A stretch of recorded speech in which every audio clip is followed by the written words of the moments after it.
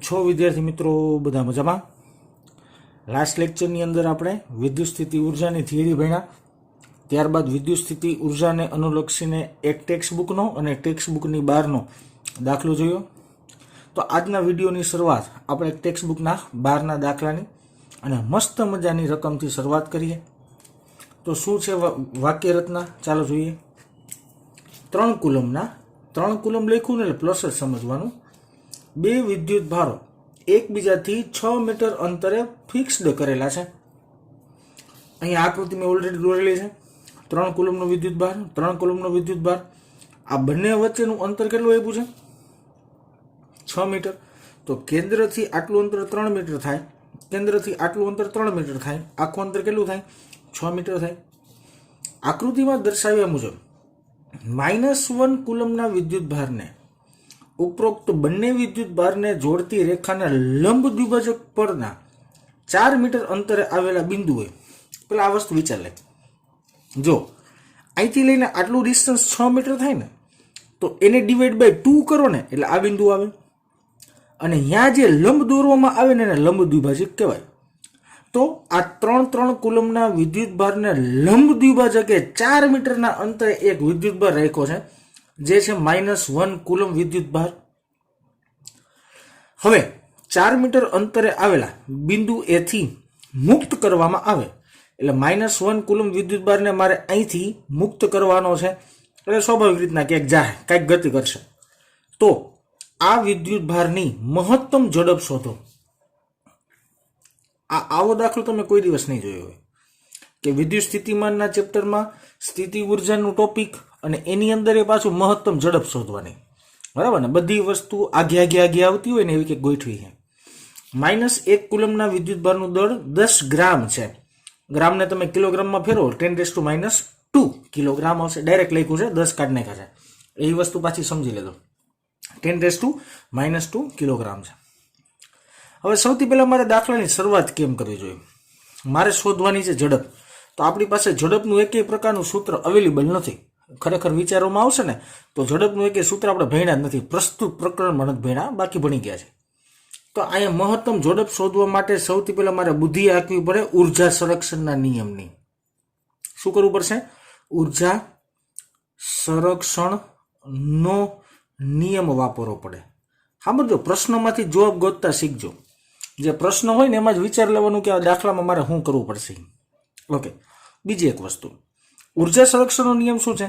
તો કે તંત્રની પ્રારંભિક કુલ ઉર્જા એટલે કે સ્થિતિ ઉર્જા વત્તા ગતિ ઉર્જા પ્રારંભિક, અને તંત્રની અંતિમ કુલ ઉર્જા બંનેના મૂલ્ય સમાન થાય.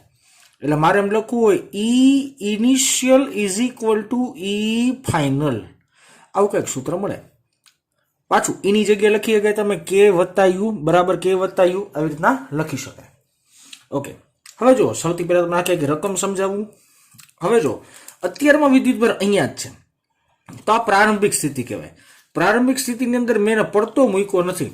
તો આનો પ્રારંભિક વેગ આવશે ને, જેને વેલોસિટી ઓફ VO કહી દે. ધારો કે પ્રારંભિક વેગ કેટલો હશે? ધારો કે 0 હશે. હવે તમે જેને અહીંયા મૂકો તો ગતિ કરતા કરતા કરતા કરતા નીચે આવે એમ ડાયરેક્ટ ન બોલી શકાય. મારે શોધવું પડે ક્યાં ગતિ કરે ને. એ કેવી રીતના શોધી શકાય? જો શીખડાવું. આ +3 કુલમ અને અહીંયા વીજભાર કેવો? -+3 ને માઇનસ બે વચ્ચે શું થવાનું? આકર્ષણ. તો +3 ને લીધે આની પર લાગતું વિદ્યુત ક્ષેત્ર આ દિશામાં આવે. રેડી? આ +3, આ -1, તો આકર્ષણ બળ આવી રીતના આવે. સબાચકો મારી દો, સબાચકો. તો પરિણામી સદિશ કેમ આવે? આમ નીચે આવે. એનો મતલબ એવો થયો -1 કુલમ ચાર્જ છે ને નીચે જ ગતિ કરશે, કારણ કે સબાચકોની રીતે પરિણામી સદિશ આ મળે. બરાબર? તો આ -1 કુલમને મુક્ત કરવામાં આવે ને તો એ હંમેશા નીચે ગતિ જ કરે. ઓકે. નીચે ગતિ કરતા કરતા કરતા કરતા કરતા કરતા કરતા કરતા ધારો કે અહીંયા પહોંચ્યો. તો આ બિંદુએ જ્યારે પહોંચે ને ત્યારે તેનો વેગ જે હોય ને મારે વેગ શોધવાનો છે. પ્રશ્ન એવો છે સાહેબ મહત્તમ ઝડપ. તો શું આ બિંદુએ મહત્તમ ઝડપ જ હોય? હા વિદ્યાર્થી મિત્રો, મહત્તમ ઝડપ જ હોય. સાહેબ સાબિતી આપો, ન સમજાણો. ઓકે બેટા, ચાલો. ધારો કે આ વિદ્યુત ભાર O થી ગતિ કરી નીચે અહીંયા આવ્યો. ધારો કે થોડોક જ નીચે આવ્યો હશે, પણ આકૃતિ મારે ચોખ્ખી દેખાય થોડોક વધારે નીચે દર્શાવવો પડે. આ +3 કુલમ, બરાબર? તો આની ઉપર લાગે આકર્ષણ બળ આ દિશામાં. આ +3 બાજુનું આકર્ષણ થયું. I+3 કુલમ, તેની બાજુનું આકર્ષણ પાછું આ દિશામાં. હવે આનું સબા ચોકો ઉપરથી પરિણામી ગોતો, પરિણામી કેમ આવે? ઉપર. ગતિ નીચે કરે પણ પરિણામી બળ ઉપર લાગે તો પ્રતિપ્રવેગ આવે. પરિણામી બળ ઉપર લાગે, ગતિ નીચે કરે તો પ્રતિપ્રવેગ પેદા થાય. એટલે નીચેનો વેગ કેવો હોય છે? ઓછો. તો આ બિંદુનો વેગ કેવો મળતો હોય છે તમને? મેક્સિમમ મળતો હોય છે. મારે શું કરવું પડે? પ્રારંભિક સ્થિતિ ઉર્જા, અંતિમ સ્થિતિ ઉર્જા, પ્રારંભિક ગતિ ઉર્જા અને અંતિમ ગતિ ઉર્જા શોધવી પડે. એટલે આપણો દાખલો થાય. તો પ્રારંભિક પરિસ્થિતિ કઈ છે? તો કે -1 કુલમનો ચાર્જ અહીંયા હોય ને, પ્રારંભિક સ્થિતિ છે. અને અંતિમ પરિસ્થિતિ કઈ છે? તો કે -1 નો ચાર્જ ગતિ કરીને આ બિંદુએ ઓ બિંદુએ આવે, એ આપણી અંતિમ સ્થિતિ છે. તો સૌથી પહેલા પ્રારંભિક માટે વાત કરીએ. તો આમ લખું, પ્રારંભમાં વિદ્યુત ભાર તંત્રની સ્થિતિ ઉર્જા, અથવા પ્રારંભિક સ્થિતિ ઉર્જા બોલી શકે બેટા, જેને આપણે દર્શાવી યુઆઈ વડે ઇઝ ઇક્વલ ટુ. હવે સ્થિતિ ઉર્જા, વિદ્યુત ભાર કેટલા છે જોઈ લો આકૃતિમાં. તો કે વિદ્યુત ભાર 3 છે સાહેબ. આપણી પાસે સૂત્ર શું? n bracket of n -1 divide by 2. n એટલે 3 કાઉન્સમાં 3 - 1 એટલે 2 એટલે 3 દુ 6 ના છેદમાં 2 એટલે જવાબ આવે 3. એનો મતલબ 3 વિદ્યુત ભારથી બનતા તંત્રની 3 જોડ મળે. હવે હું લખીશ ને સૂત્ર ભાઈ, ખાલી બોલી લઉં બરાબર ને, યાદ રાખી લેવાનું કે 3 વિદ્યુત ભારના તંત્રથી બનતા 3 વિદ્યુત ભારથી બનતા તંત્રની 3 જોડ મળે. ઓકે, પેલી જોડ કઈ? તો કે આ બે વિદ્યુત ભારની. બીજી જોડ કઈ? આ બે વિદ્યુત ભારની. ત્રીજી જોડ કઈ? આ બે વિદ્યુત ભારની. એનો મતલબ એવો થયો આ જોડ અને આ જોડ. હજી મારે હાથ જોતો રહેજો ખાસ. આ જોડ અને આ જોડ બે સમાન જ થાય. બે સમાન થાય એટલે આપણે સ્વેચ્છાયિક રીતના બે લખી નાખશું આગળ, બરાબર ને. પણ પેલા આ જોડની વાત કરી લે, +3 વાળી. ઓકે, +3 ની જોડ. તો સૌથી પહેલા કે Q1 Q2, Q1 એ 3, Q2 એ 3 છેદમાં 2 વચ્ચેનું અંતર જે મને 6 આપ્યું છે. ઓકે, વચ્ચે સરવાળાની નિશાની. ઓકે, હવે જો આ જોડનું મૂલ્ય જેટલું થાય ને, આ જોડનું મૂલ્ય જેટલું થાય ને એટલું જ આ જોડનું મૂલ્ય થાય. તો આગળ લખી નાખો ડાયરેક્ટ 2 ટાઈમ્સ. હાલો, કે કોઈ પણ એક જોડ લઈ લ્યો. એક વિદ્યુત ભારનું મૂલ્ય 3, બીજાનું મૂલ્ય -1. યાદ કરજો નિશાની લેવાની. અને આ બે વચ્ચેનું અંતર અથવા આ બે વચ્ચેનું અંતર, આથી આટલું અંતર અથવા અહીંથી આટલું અંતર. હવે જો આ 3 મીટર, આ 4 મીટર, તો પાયથાગોરસનો પ્રમેય વાપરશો એટલે આ મળશે તમને 5 મીટર. ખબર પડી જાય ને? 3 નો વર્ગ વત્તા 4 નો વર્ગ, 3 તેરી 9 ને ચોકે ચોકે 16, 16 વત્તા 9 એટલે થાય 25. અને ઓલી બાજુનો વર્ગ હોય, આ બાજુ વર્ગમૂળ થાય, તો 25 નું વર્ગમૂળ આવે 5. તો આ જવાબ આવશે 5. એટલે છેદમાં લખી નાખું હું 5. સાદુરૂપ આપી દઈએ. UI ઇઝ ઇક્વલ ટુ 3 તેરી 9 ના છેદમાં 6 એટલે 9k બાય 6. આ માઇનસ આગળ લઈ લો, પ્લસ ઓર માઇનસ માઇનસ. 3 દુ 6, 6k બાય 5. ઓકે, આનું સાદુરૂપ દઈ શકાય બેટા, દેવું હોય ને ધારો કે આનું સાદુરૂપ દઈ શકાય, પણ હું દોઢું નથી થતું. કારણ કે મારે આજે આગળ ઉર્જા સંરક્ષણનો નિયમ એ વાપરવો હોય, બરાબર ને. તો અહીંયા કંઈક ઉડતું હોય છે ને તો હું ડાયરેક્ટ ઉડાડી દઈશ. તો અહીંયા સાદુરૂપમાં મારે મથામણ કરવી નથી. ઓકે, આ તંત્રની પ્રારંભિક સ્થિતિ થઈ. હવે સાહેબ તંત્રની અંતિમ સ્થિતિ શું થાય? તો કે સાહેબ તંત્રની અંતિમ સ્થિતિ ગોતવી બહુ સહેલી. શું કરવાનું હતું? તો કે આ વિદ્યુત ભારને મારે ગતિ કરાવીને ક્યાં લઈ આવવાનું? તો O બિંદુએ. તો આવી કંઈક સ્થિતિ બનશે હવે કે આ +3 કુલંબ. આકૃતિ થોડીક બેઝિક દોર દઉં છું. અને આ પાછો +3 કુલમ. આ બે વચ્ચેનું અંતર 6 મીટર. એટલે આને જો કેન્દ્ર કહી દઉં ને O બિંદુ, તો આટલું અંતર થાય 3 મીટર અને આટલું અંતર થાય 3 મીટર. હવે -1 કુલમ ક્યાં આવી ગયું છે? O બિંદુ એવું. મેં તમને અહીંયા ચોખવટ કરી પરિણામી સદિશની રીતથી કે O બિંદુ પાસે પહોંચશે ને ત્યારે તેનો વેગ મેક્સિમમ બનશે, બરાબર ને. તો આવી ગોઠવણી થાય ત્યારે તેની સ્થિતિ ઉર્જા ગોતલી. તો લખી નાખીએ વિદ્યુત ભારોના તંત્રની અંતિમ ગોઠવણી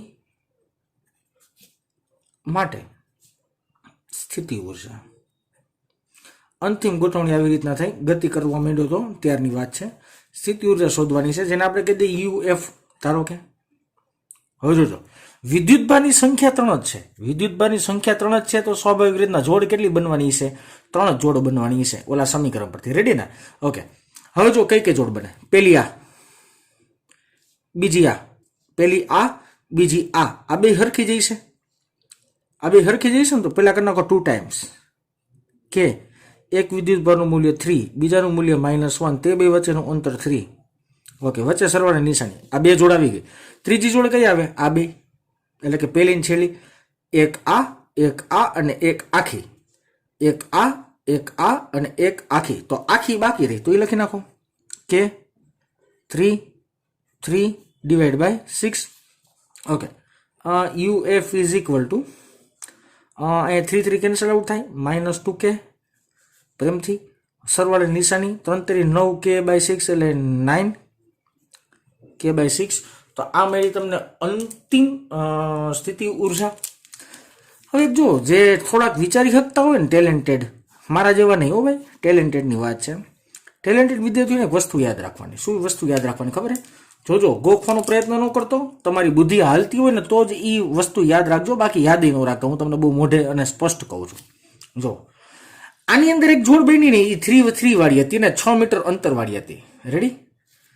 જે વિદ્યુત ભાર ગતિ ન કરતા હોય ને, સ્થિર હોય ને, આકૃતિમાં જો કોણ સ્થિર છે? તો કે ત્રણેય સ્થિર છે. હવે આ પરિસ્થિતિમાં જો કોને ગતિ કરી? તો કે એકડાએ ગતિ કરી, પણ 3 ને 3 સ્થિર છે. યાદ રાખવાનું, જે વિદ્યુત ભાર સ્થિર રહેતા હોય ને, સ્થિર, એક ગતિ કરે એટલે આ બે સ્થિર રહી છે, +3 ને +3. જે વિદ્યુત ભારો સ્થિર રહેતા હોય ને, સ્થિર, એની સ્થિતિ ઉર્જા તમે ન લખો ને તોય હાલે. શું કરવા? સરખામણી કરશો ને ત્યારે ઉડી જ જાય. હજી એકવાર બોલું, આખી પરિસ્થિતિમાં પ્રારંભમાં અને અંતિમમાં જે વિદ્યુત ભાર સ્થિર રહેતા હોય, જો આમાં 3 સ્થિર, આમાં 3 અને 3 સ્થિર, આમાં એક સ્થિર હતો પણ અહીંયા એકે પાછી ગતિ કરી, તો ઈ નહીં લેવાનું. જે પહેલા ને છેલ્લે બે બાજુમાં સ્થિર રહેતા હોય ને, બરાબર ને, ઈ વિદ્યુત ભારની સ્થિતિ ઉર્જા લખાય જ નહીં. શું કરવાનું લખાય? જો અહીંયા 9k/6 પદ આવ્યું, અહીંયા જો 9k/6 પદ આવ્યું, અને ઈ સ્થિર વિદ્યુત ભારની સ્થિતિ ઉર્જા છે. ઈ સ્થિર વિદ્યુત ભારની સ્થિતિ ઉર્જા છે. તો નો લખો ને તોય હાલે, પણ કન્ફ્યુઝ ન થતા, લખવું તો લખી નાખવાનું, તમને હેલું પડે. હવે આપણે વાત કરીએ સાહેબ ઉર્જા સંરક્ષણના નિયમ પરથી. અહીં લખી નાખીએ ઉર્જા સંરક્ષણના નિયમો પરથી. ઓકે, ઉર્જા સંરક્ષણનો નિયમ જો કે મેં ઓલરેડી અહીં લખેલો છે, એ વસ્તુને સારી રીતના ડાયરેક્ટ લખી નાખવું, બરાબર ને?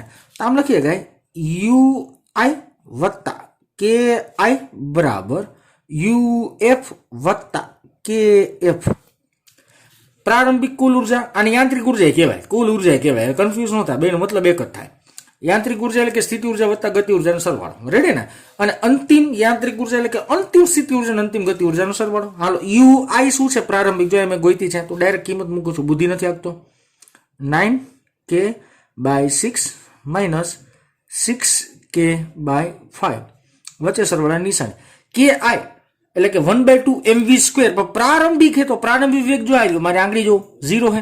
ઓકે, તો અહીં લખી નાખવાનું 0 ઇઝ ઇક્વલ ટુ UF એટલે કે અંતિમ સ્થિતિ ઉર્જા. અંતિમ સ્થિતિ ઉર્જા કેટલી મળી? અહીં લખો -2k + 9k/6 વત્તા KF એટલે શું? અંતિમ સ્થિતિ, અંતિમ ગતિ ઉર્જા. તો અંતિમ ગતિ ઉર્જા કેટલી?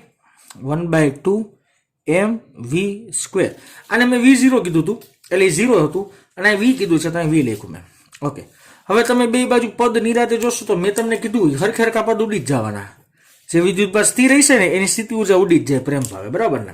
એટલે એ કેલ્ક્યુલેશનનો આપણે હિસ્સો ન રાખો ને તો હાલે.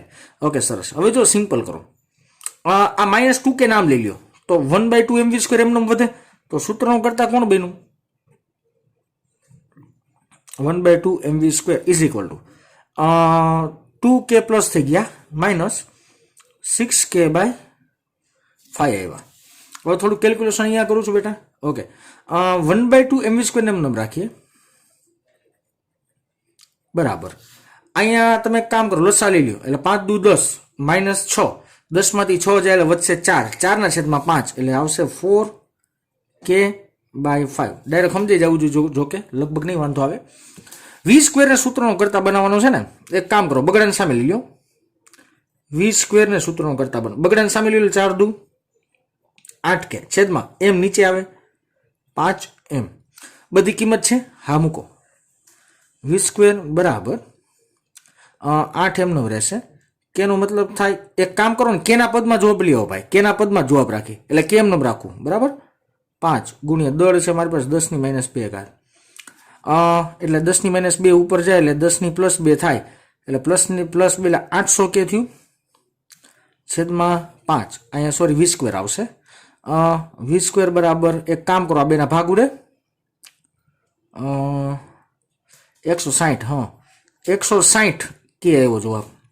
આ વર્ગ હે, સામે જે તો શું થઈ જાય, વર્ગમૂળ થઈ જાય ને, તો 16 એટલે કે 10 ગુણ્યા 16, 10 ગુણ્યા 16 એટલે 16 નું વર્ગમૂળ થાય 4 અને 10 નું એમ નામ એટલે √10 કે. તો આ તમારો ફાઇનલ આન્સર થયો. પછી ડિપેન્ડ્સ ઓન MCQ હોય ને, તો તમારે ધારો કે આવો ઓપ્શન ન આવતો હોય ને, કેની કિંમત વાળો હોય ને, તો આમાં કેની કિંમત તમારે ઇન્ક્લુડ કરી નાખવાની અને 9 ગુણ્યા 10 ની 9 લખી નાખવાની. હવે એ થોડીક બધી તમે આપજો, હું તેમ કેની કિંમત નથી મૂકતો, કારણ કે કેલ્ક્યુલેટર ગોતવા જવું પડે, એટલા માટે કેની કિંમત હું નથી મૂકતો. ધારો કે કોઈ પણ દાખલાની અંદર કોઈક રકમની અંદર કેની કિંમત માગી હોય તો તમારે પ્રેમ ભાવે મૂકી દેવાની. આ છે તમારો 12નો નાનકડો એવો દાખલો, જેનો કન્સેપ્ટ કાંઈક મને જીરીક એવો અલગ લાગતો હતો, એટલા માટે મેં આખો દાખલો ગણાવ્યો છે. બાકી એની કાંઈ જરૂર નથી. એક વસ્તુ ખાસ યાદ રાખજો, આમાં શોર્ટકટ એક મેથડ તમારે યાદ રાખવી હોય, અને જો બધાને એપ્લાય કરતા આવડતી હોય તો એ વસ્તુ યાદ રાખજો, બાકી યાદ રાખવાની જરૂર નથી. શોર્ટકટ મેથડ એવી કઈ હતી બેટા, કે જે વિદ્યુત ભાર પ્રારંભિક સ્થિતિમાં અને અંતિમ સ્થિતિમાં સ્થિર રહેતા હોય, ગતિ ન કરતા હોય, તો કેલ્ક્યુલેશનમાં તેની સ્થિતિ ઉર્જા ન લખો ને તોય હાલે. હવે તમને એમ થશે સાહેબ અહીંયા ઉર્જા સંરક્ષણનો નિયમ લખ્યો ને એટલા માટે પ્રારંભિક ને અંતિમ ઉડી ગઈ. ના બેટા, કાર્ય ઉર્જા પાવર વાપરી લેજે. કાર્ય ઉર્જા પાવર બોલી ગયો, કાર્ય ઉર્જા પ્રમેય વાપરી લેજે. કાર્ય ઉર્જા પ્રમેય વાપરીશ ને તો એ બે ઉડી જ જશે. એનો મતલબ એવો થયો, જો તમારે યાદ રાખવું હોય તો આવી રીતના યાદ રાખી શકાય. ઓકે, ત્યાર પછીનો આપણો ટેક્સ્ટ બુકનો દાખલો છે. મેં ઓલરેડી રકમ લખી છે, મારે ખાલી થોડુંક આમ ઊંચું નીચું બધું કરવાનું છે. ઓકે, સરસ, ચાલો. આ રકમ તમારી સામે આવી ગઈ છે, થોડુંક સેટિંગ કરવું જો દેખાય એમ. Okay, done. આલો સર, આ તમારી રકમ છે. સ્વાધ્યાયનો 2.19 નંબરનો દાખલો છે. વાક્ય રચના વાંચીને જ એમ થાય કે યાર આવું બધું ક્યાં કોઈ પૂછે એમ, છતાંય ચોપડીમાં આપેલો ને મારે ભણાવવું પડે, બરાબર ના? ઓકે, આપણે વાંચીએ શું છે વાક્ય રચના. કે જો H2 ના અણુના 2 માંથી 1 ઇલેક્ટ્રોન દૂર કરવામાં આવે, H2 ના અણુમાંથી 1 ઇલેક્ટ્રોન દૂર કરવામાં આવે તો આપણને હાઇડ્રોજનના આણ્વિયક, અહીંયા ખોટું લખ્યું હે, આવો આખો આવે, આણ્વિયક હણો અડધું આવે, આણ્વિયક આયન H2+ મળે છે. હવે જેની યાર મને કાંઈ પર્સનલી લાગુ પડતું નથી, ન મળે તો મને કાંઈ વાંધો નથી, બરાબર ને? હું કોઈના વિરોધમાં નથી. H2+ ની ધરા સ્થિતિમાં 2 પ્રોટોન વચ્ચેનું અંતર લગભગ 1.5 એંગસ્ટ્રોમ છે.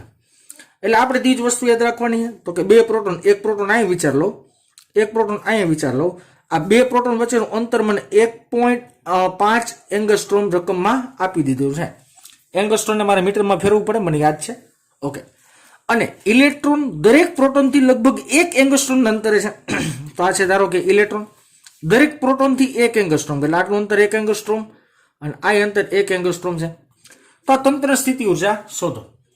ખરેખર તો 3 વિદ્યુત ભારનું તંત્ર જ થયું, અને આનું મારે શું ગોતવાની છે? સ્થિતિ ઉર્જા. હવે જો એક કામ કરીએ આપણે, આને કહી દઈએ 1 નંબરનો વિદ્યુત ભાર, ઉદાહરણ તરીકે. આને કહી દઈએ 2 નંબરનો વિદ્યુત ભાર, આને કહી દઈએ ધારો કે 3 નંબરનો વિદ્યુત ભાર. રેડી? ઓકે, આ અંતર છે ને, આ અંતરને કહી દઈએ 1 અને 2 વચ્ચેનું છે, તો R12 નામ આપી દો. આ અંતર 2 અને 3 વચ્ચેનું છે, તો R23 નામ આપી દો. ભાઈ આવું આપવું જરૂરી નથી, R ડબલ આપી શકાય, આ તો મને મજા આવે હું લખતો હોય. અને 1 અને 3 વચ્ચેના અંતરને R13 અંતર, આવું કંઈક નામ આપી દો, બરાબર ને? ઓકે, તો 3 વિદ્યુત ભારનું સિમ્પલ મારી પાસે તંત્ર આવ્યું, અને 3 વિદ્યુત ભારનું તંત્ર હોય તો મને ખબર પડે છે કે 3 જોડ બને. સમીકરણ બધાને યાદ જ હશે, મારે પાછું બોલવાની જરૂર નથી. છતાંય મારી આત્માની શાંતિ માટે n બ્રેકેટની અંદર n-1/2 પરથી તમને ખબર પડી જશે કેટલી જોડ બને E, એટલે જવાબ આવશે તમારી પાસે 3. ઓકે, સરસ, ચાલો. તો આપણે આ તંત્રની શું ગોતવાની છે? સ્થિતિ ઉર્જા ગોતી નાખીએ. આપેલા તંત્રની કુલ સ્થિતિ ઉર્જા. આપેલા તંત્રની કુલ સ્થિતિ ઉર્જા. ઓકે, સ્થિતિ ઉર્જાને આપણે કેના વડે દર્શાવીએ? યુ વડે. ઓકે, તો સૌથી પહેલા આ બેની સ્થિતિ ઉર્જા એટલે U12 વત્તા આ બેની સ્થિતિ ઉર્જા એટલે U13 વત્તા આ બેની સ્થિતિ ઉર્જા એટલે U23. રેડી ને? આ તો સમીકરણ બનાવતા આવડશે, અઘરું નથી.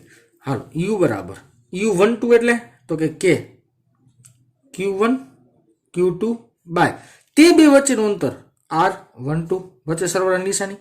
U13 એટલે K Q1 Q3 ના છેદમાં R13 તે બે વચ્ચેનું અંતર. અહીં જોવાની જરૂર નથી, અહીં 13 લખ્યું તો અંતર 13 જ આવે, બરાબર ને? મેં એવી રીતના ગોખેલું હોય, તમારે ગોખી લેવાનું.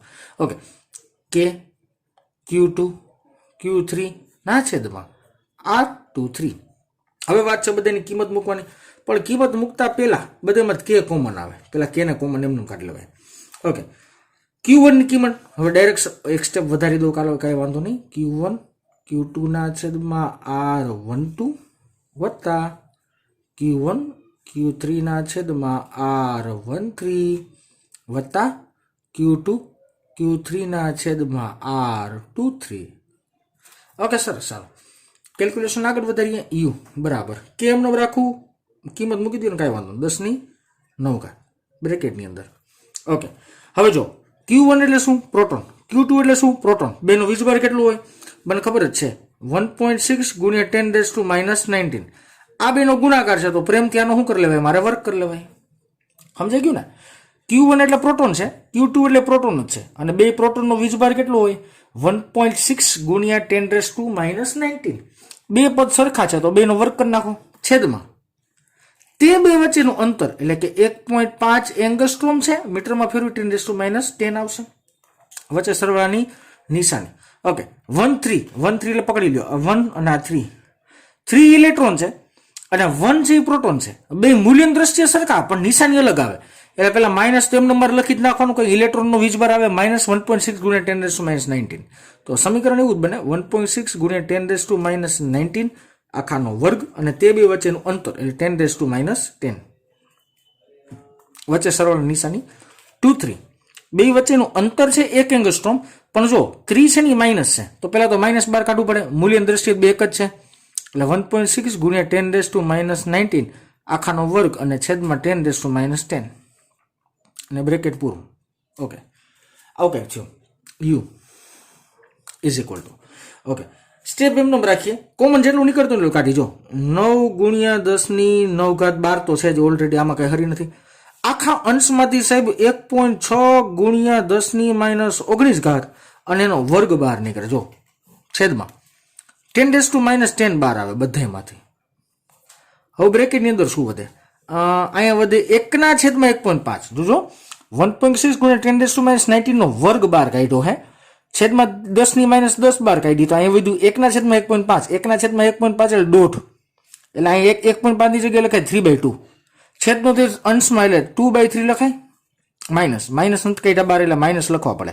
-1 આખું પદ નીકળી ગયું છે, અહીંયા -1 આખું પદ નીકળી ગયું છે. ઓકે, સરસ. અહીંયા થોડુંક પહેલા બેઝિક સાદુરૂપ આપી દો.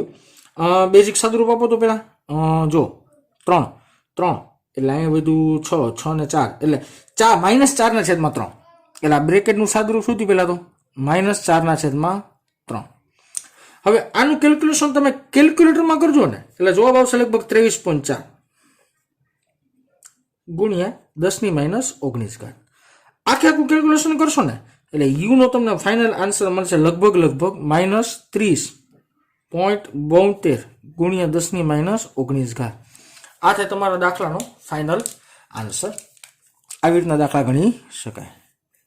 હું જે એક્સ્ટ્રા દાખલા ગણાવું ને બેટા, એ મોટા ભાગે JEE નીટ લેવલના હશે. હા, બહુ કોમ્પ્લિકેટેડમાં નથી જતો, પણ થોડાક તો અઘરા રાખું જ છું ચાઈ કરીને, કે તમને પેટર્ન ખબર પડે કે કઈ પેટર્નના દાખલા કેવી રીતના પૂછાઈ શકે. આપણી ટેક્સ્ટ બુકનો એક દાખલો સ્થિતિ ઉર્જાને રિલેટેડ હજી એક બાકી છે, થોડોક મોટો છે, પેજ આખો બદલાવું જોશે મારે. જે 2.18 નંબરનો છે તે આપણે 2 મિનિટમાં ગણીએ.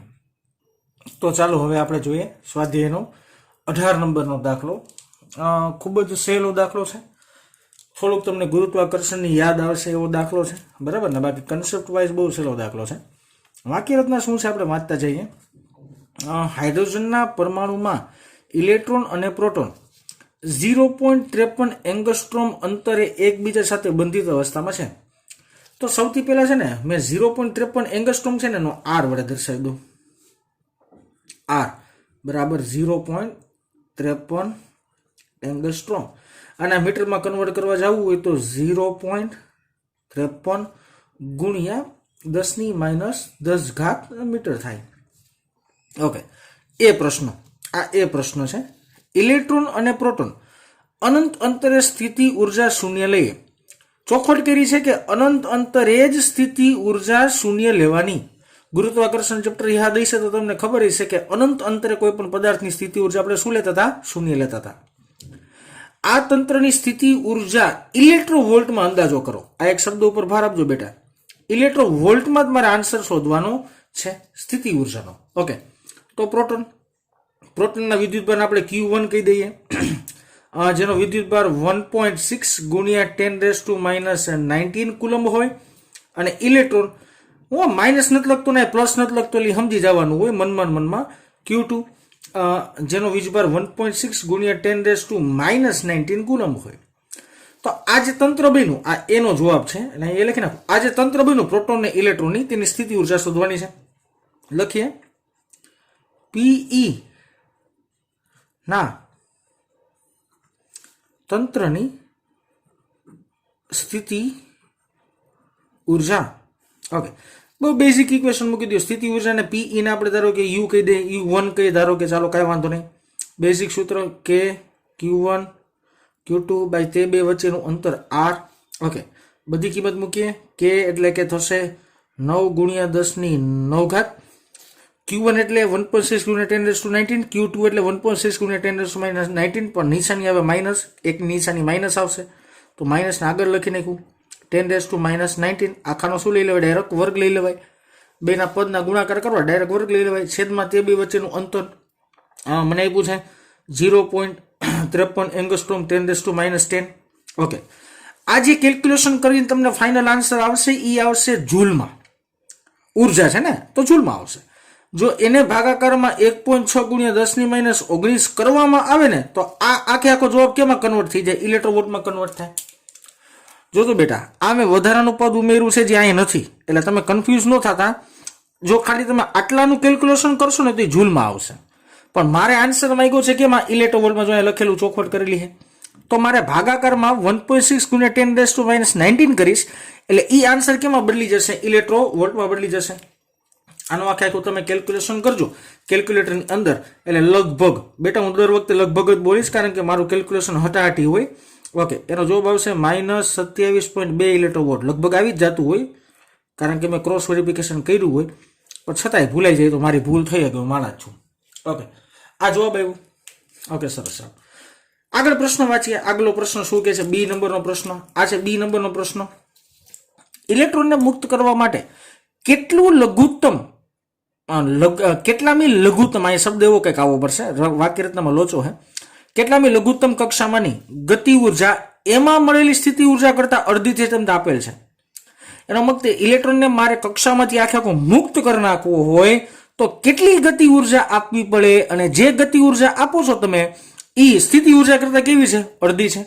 તો મારે પહેલા શું ગોત લેવાય? એની કુલ ઉર્જા ગોત લેવાય. શું ગોત લેવાય? કુલ ઉર્જા શોધી લેવાય. તો બી પ્રશ્ન.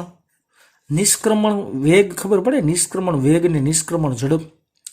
પૃથ્વીના ગુરુત્વાકર્ષણમાંથી કોઈ પણ પદાર્થને બહાર કાઢવા માટે આપવી પડતી લઘુત્તમ ઉર્જાને નિષ્ક્રમણ ઉર્જા કહેવાય. તો આ એના જેવી જ કંઈક વાત થઈ, બરાબર ને? ઇલેક્ટ્રોનની ગતિ ઉર્જા જે તમને રકમમાં ઇનડાયરેક્ટલી આપી છે, કેવી રીતના આપી સમજાવું જો. ગતિ ઉર્જા. ઓકે, વાક્ય રચના વાંચો. કક્ષાની ગતિ ઉર્જા એમાં મળેલી, એટલે આ સ્થિતિ ઉર્જા કરતા અડધી છે, એટલે કાઇનેટિક એનર્જી એ આપણે કહી શકાય તો એને સ્થિતિ ઉર્જા એટલે કે 27.2 પોટેન્શિયલ એનર્જી બોલે, મૂલ્યની દ્રષ્ટિએ લેવાની છે. એના કરતા કેવી છે? અડધી છે. એટલે અડધી એટલે મારે શું લખવું પડશે? આગળ 1/2 કરી નાખવું પડે. એનો મતલબ એવો થયો 27.2 નું મારે શું કરવું પડે? ડાયરેક્ટ અડધું કરવું પડે. ડિવાઈડ બાય શું કરી નાખશું? ડાયરેક્ટ આપણે 2, એટલે જવાબ આવે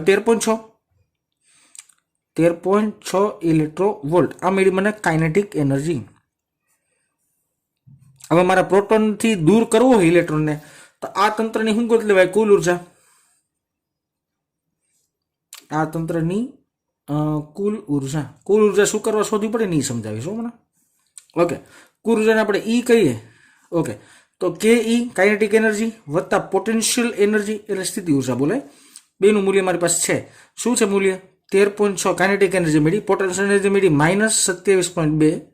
ઓકે, આ બેની બાદબાકી થશે -13.6 ઇલેક્ટ્રોવોલ્ટ.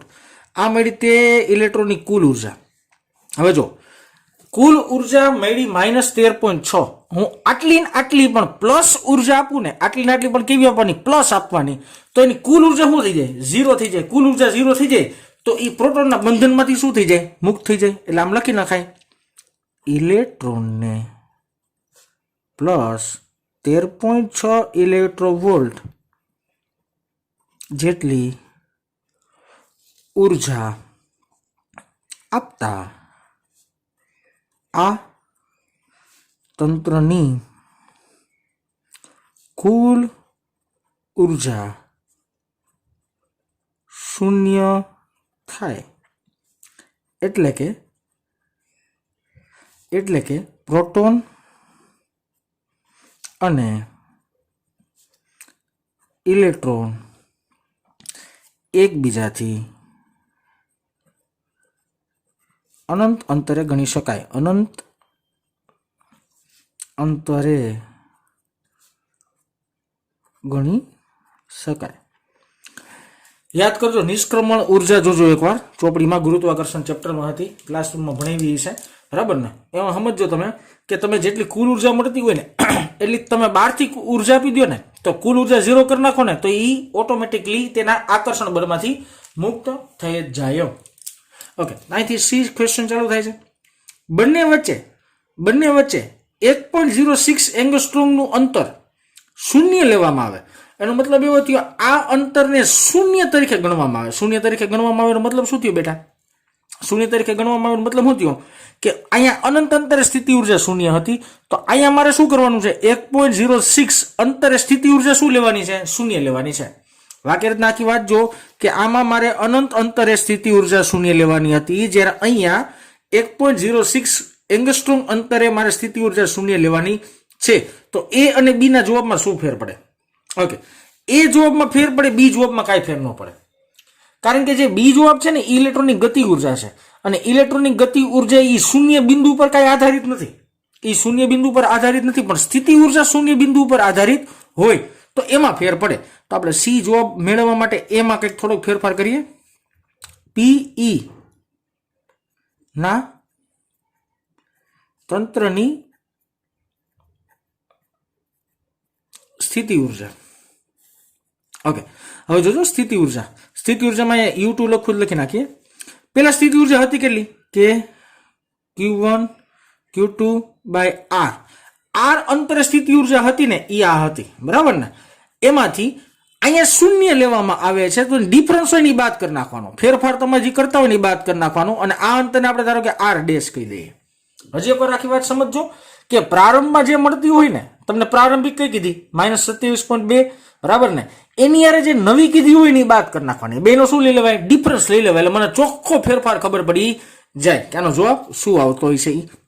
U2 ઇઝ ઇક્વલ ટુ, આની મારી પાસે ડાયરેક્ટ છે, આ રીતે કોપી માર લો હું, 27.2. ઓકે, માઇનસની નિશાની છે.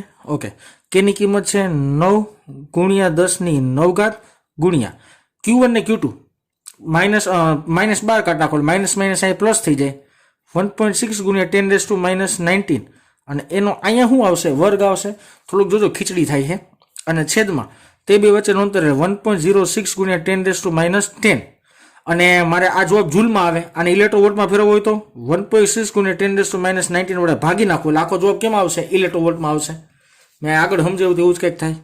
U2 આખું કેલ્ક્યુલેશન કરજો ને તમે, આખું કેલ્ક્યુલેશન કરજો ને, જવાબ આવશે -13.6 ઇલેક્ટ્રોવોલ્ટ. કેટલો જવાબ આવશે? -13.6 ઇલેક્ટ્રોવોલ્ટ. ડાયરેક્ટ લખી નાખું છું, તમે સ્ટેપ બાય સ્ટેપ જોજો, લગભગ -13.6 આવી જ જશે. એનો મતલબ એવો થયો કે જો તમે 1.06 અંતરે સ્થિતિ ઉર્જા શૂન્ય કન્સિડર કરતા હોય ને, કે આટલા અંતર જાય તો સ્થિતિ ઉર્જા શૂન્ય થાય, બરાબર ને? તો બેનો ડિફરન્સ લેવામાં આવશે ને, એ આવશે 13.6 ઇલેક્ટ્રોવોલ્ટ.